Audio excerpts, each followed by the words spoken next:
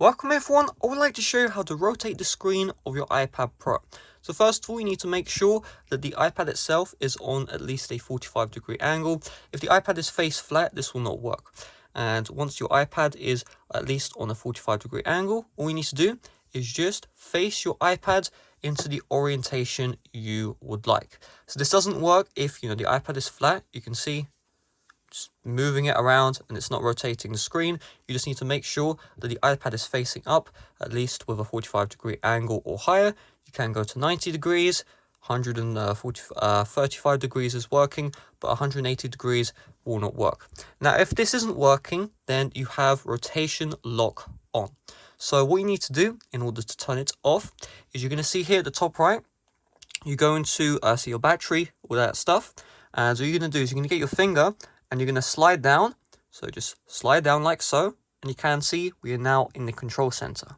So from here, you're going to see this little icon here. This is the rotation lock. So for you, the rotation lock will have the red and the white. That means it's on. So just tap on the rotation lock. You should see here, rotation lock off. And that means you can rotate the screen. Now, as well, if we just turn it on, you can see what it do. It will lock the rotation you're on. So it doesn't matter whether or not your iPad, what angle it's on, what orientation, it will always stay locked in the current view which you used last.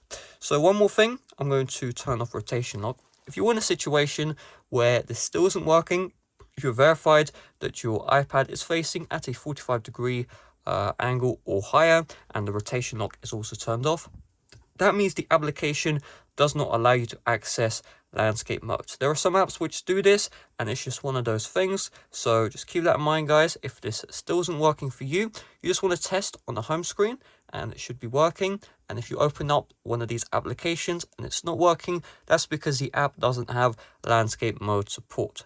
So really, that's all there is to it. Thanks for watching. See you guys later. Bye-bye.